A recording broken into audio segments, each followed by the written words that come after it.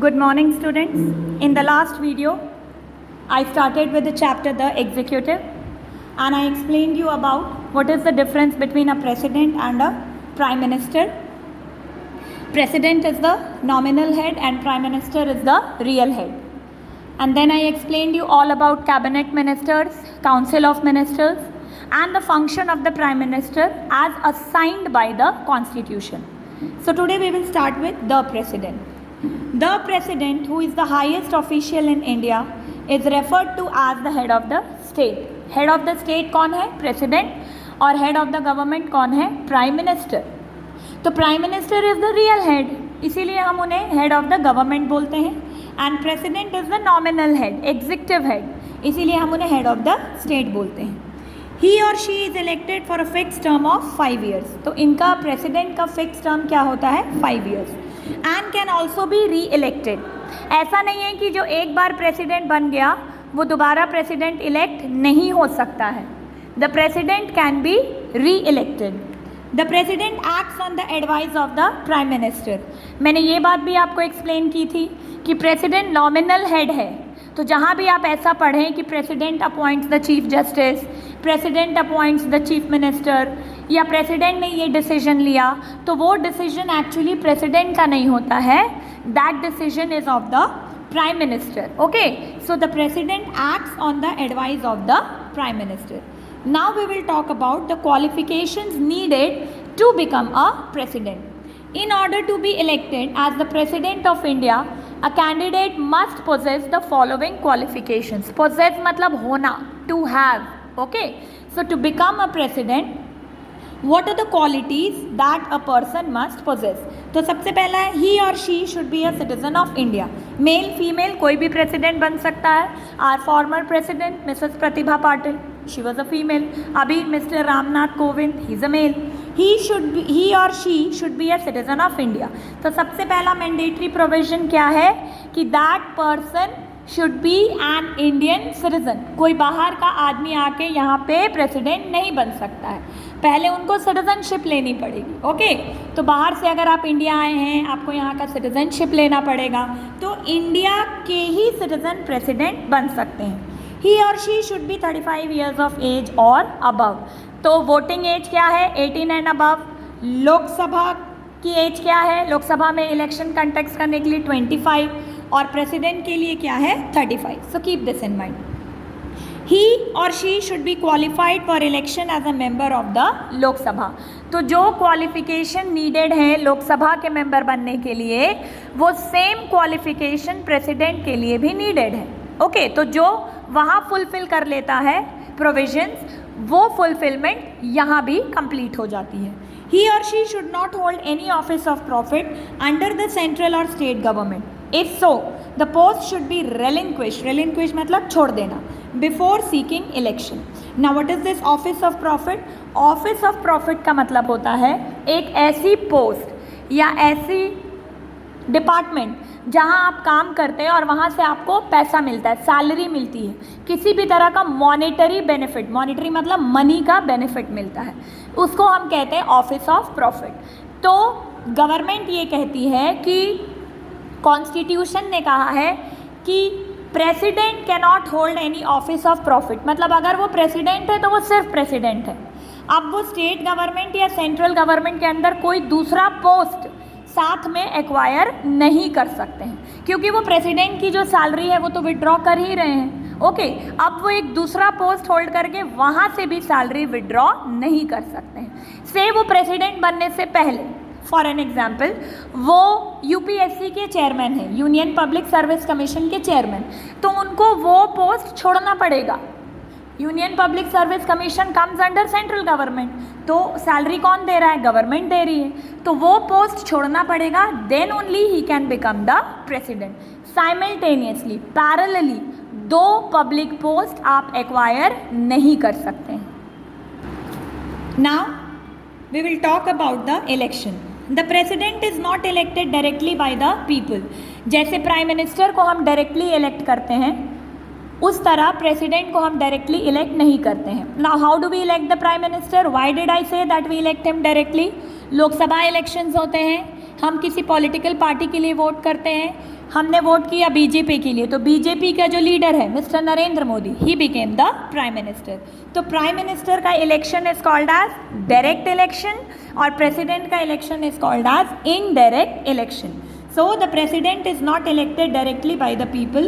The electoral college elects him or her as the president. अभी electoral college का मतलब है a group of electors, एक body जो elect करती है उसे हम बोलते हैं electoral college.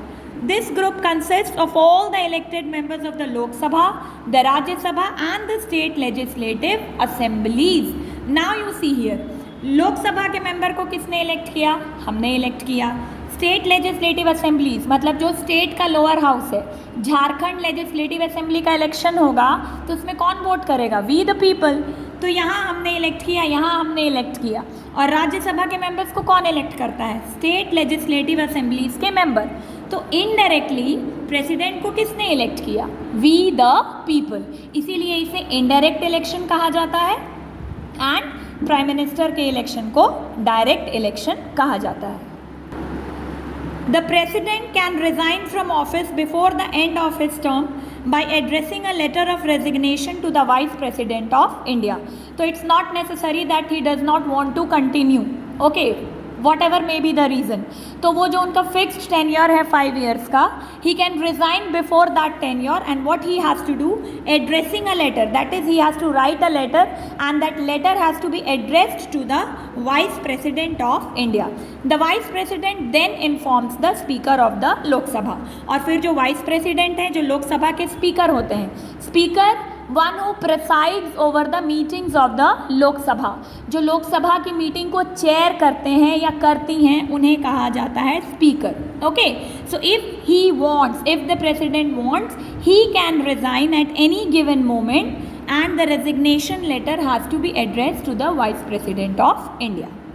The next topic is impeachment. Impeachment का मतलब होता है रिमूवल, किसी को उसके पोस्ट से हटा देना। Okay, that is called as impeachment.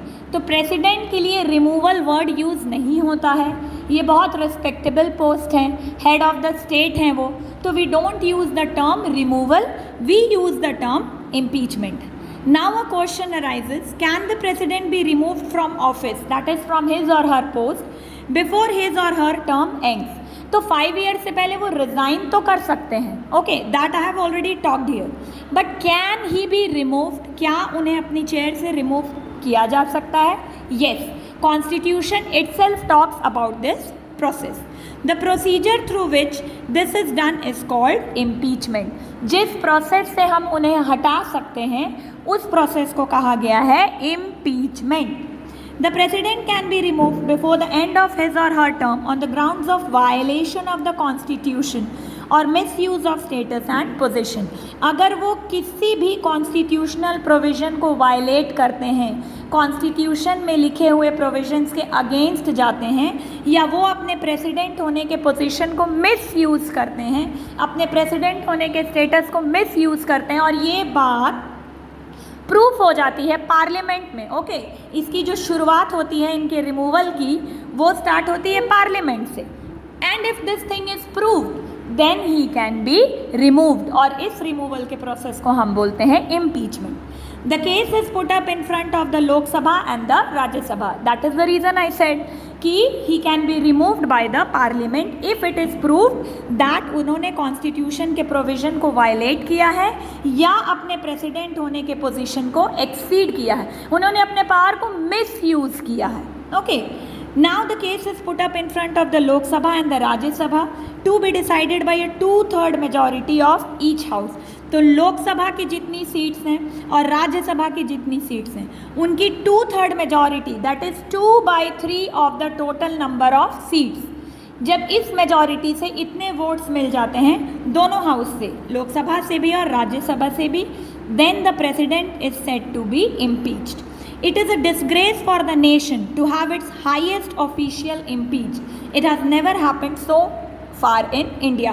और ये नेशन के लिए डिसग्रेस होगा कि वहाँ का जो हाईएस्ट ऑफिशियल है, जो हेड ऑफ स्टेट है, वही करप्ट है, वही कॉन्स्टिट्यूशन को फॉलो नहीं कर रहा है, वही अपने पोजीशन का मिसयूज़ कर रहा है। So fortunately this thing has not happened in our country up till now. and it would never happen. We can only pray for this. So now we'll start with position of the president. From the given case study, it is clear that the president's post is a position of dignity and eminence. बहुत respectful post है. I'm sorry. However, the president does not exercise any powers on her or his own. I have already explained you. बार बार मैंने कहा है कि president एक nominal head हैं, real powers जो हैं वो प्राइम मिनिस्टर के पास हैं. It has been very clearly mentioned in the constitution that he or she functions on the advice of the prime minister and the council of ministers. I have already explained you this point. Most of the presidential responsibilities are ceremonial, क्योंकि वो अपने decision पे काम नहीं कर रहे हैं, उनको दूसरे के डिसीजन पे काम करना. और ये दूसरे के डिसीजन कौन है? Prime minister with his council of ministers. इसीलिए इनके रिस्पॉन्सिबिलिटीज़ को बोला गया है ceremonial. One can then ask why we have a president in the first place. It is a very debatable issue, but the position of the president becomes very relevant in times of political crisis and change. Presidential judgments and actions have great significance during that time. We need a president because there may situation arise जब prime minister functional ना हो. Okay, in that case president is needed. बहुत सारे बाहर के dignitaries को receive करना पड़ता है. प्रेसिडेंट डायरेक्टली सुप्रीम कोर्ट के चीफ जस्टिस ऑफ इंडिया से एडवाइस मांग सकते हैं. Okay, and prime minister is too busy because he is the real head. So sometimes he can also suggest the prime minister because any one who becomes president of course उनकी intellectual capability बहुत होती है. So now will start with the next topic, functions. The president also has certain distinct functions to perform. These are listed below. So we will start with executive functions. Being the executive head of the state, I have already told you, he is the head of the state. All the administrative decisions are taken in the president's name. He makes all important appointments. जितने भी important appointment he makes, decides word नहीं use किया गया है. Okay, he makes all important appointments like those of the prime minister, members of the council of minister. तो prime minister appoint किसने किया? I am sorry, elect किसने किया? हमने किया. सिर्फ उनको अपॉइंटमेंट लेटर कौन दे देते हैं? Prime minister, president. That is why the word used is makes and not decides. Members of the council of ministers जो हमारे स्टेट के गवर्नर्स होते हैं, एम्बेसडर्स टू फॉरेन कंट्रीज़ जो डिप्लोमैट्स हमारे फॉरेन कंट्रीज़ में हैं, चीफ जस्टिस एंड जजेस of the supreme court and high court, and is the supreme commander of the defence forces with the power to declare war and make peace. तो ये जितने important appointments हैं that is done by the president, but the actual decision is taken by the prime minister. He is also the supreme commander of the defense forces. तो हमारे defence forces के जो supreme head हैं वो हैं president. Yes of course ऐसा नहीं है कि ये वहाँ पे लड़ाई में पार्टिसिपेट करने जाते हैं, but he has the power to declare war and make peace. तो जब हमको वॉर वेज करना है तो प्रेसिडेंट का प्रोक्लामेशन चाहिए, उनका अनाउंसमेंट चाहिए मिलिट्री को, और उस वॉर को एंड करके पीस भी अगर हमें अनाउंस करना है then again we need the announcement, proclamation और permission of president. Again here it is not that president can decide when to wage war and when to settle down with peace. This decision is also taken by the prime minister. He or she receives foreign ambassadors. जो बाहर से foreign की जो dignitaries आते हैं, जो वहाँ के डिप्लोमैट्स इंडिया में आते हैं, उनको रिसीव करने की जो रिस्पॉन्सिबिलिटी है that is also with the president. And has the power to enter into treaties with other state. Treaty मतलब होता है अग्रीमेंट. तो बहुत सारी हमें ट्रीटीज साइन करनी पड़ती हैं, एग्रीमेंट साइन करने पड़ते हैं, okay, for the benefit of the nation. तो इन ट्रीटीज़ को जो साइन करने की रिस्पॉन्सिबिलिटी है that is also with the president of our country. Now legislative functions, law making क्या पावर है उनके पास. At the beginning of the session of parliament, session का मतलब होता है जब भी हाउसेज मीट करती हैं, लोकसभा और राज्यसभा जब ये मिलते हैं, ओके, उसे कहा जाता है सेशन. अगर आप लोग न्यूज़ सुनते हैं और अगर नहीं सुनते हैं तो प्लीज़ सुनिए, it is very important for you people. तो आपने सुना होगा आज से विंटर सेशन शुरू हो रहा है. तो ये विंटर सेशन शुरू हो रहा है का मतलब कि अब पार्लियामेंट के जो हाउसेज हैं they are going to meet and discuss about the laws and the regulations that have to be pass. So when the houses meet, जितने दिन उन लोगों की मीटिंग ये मीट चलती है that is called as session. At the beginning of the session of Parliament each year, the President addresses both the houses of the Parliament assembled together. तो जब सेशन मीट करता है बिगनिंग में, मतलब fresh election हुआ, अब वो session हुआ, तो उस टाइम प्रेसिडेंट दोनों हाउसेस को, that is Lok Sabha and Rajya Sabha को एड्रेस करते हैं, ताकि वो बता सकें कि जो पॉलिसीज़ हैं, जो एजेंडा है हमारे कंट्री को रन करने का, व्हाट इज़ दैट.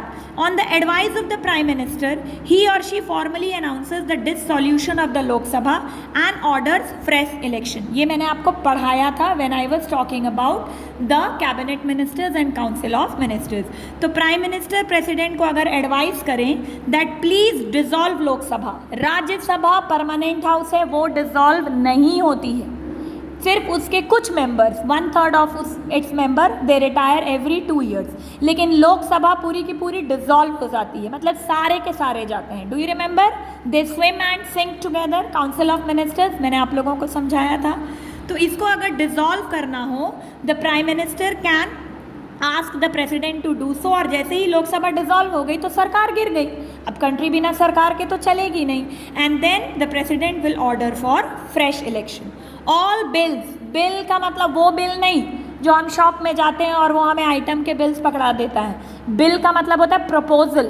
ओके, किसी लॉ के प्रपोजल को, जैसे हमें ये लॉ बनाना है, तो ऐसा तो नहीं है कि एक मिनिस्टर ने बोल दिया और लॉ बन गया. वो प्रपोज करता है, फिर उस पर वोटिंग होती है, फिर वो प्रेसिडेंट के पास जाता है, और जब प्रेसिडेंट साइन करते हैं तभी वो लॉ बनता है. तो बिल का मतलब होता है proposal for a law. All bills passed by either house of parliament. तो एक बिल इंट्रोड्यूस हुआ, लोकसभा से वो राज्यसभा में गया, राज्यसभा से वो जाता है प्रेसिडेंट के पास. Require the president signature in order to become laws. जब तक प्रेसिडेंट उस पर साइन नहीं करेंगे वो बिल लॉ या एक्ट नहीं बन सकता है. Ordinances can be issued by the president when the parliament is not in session.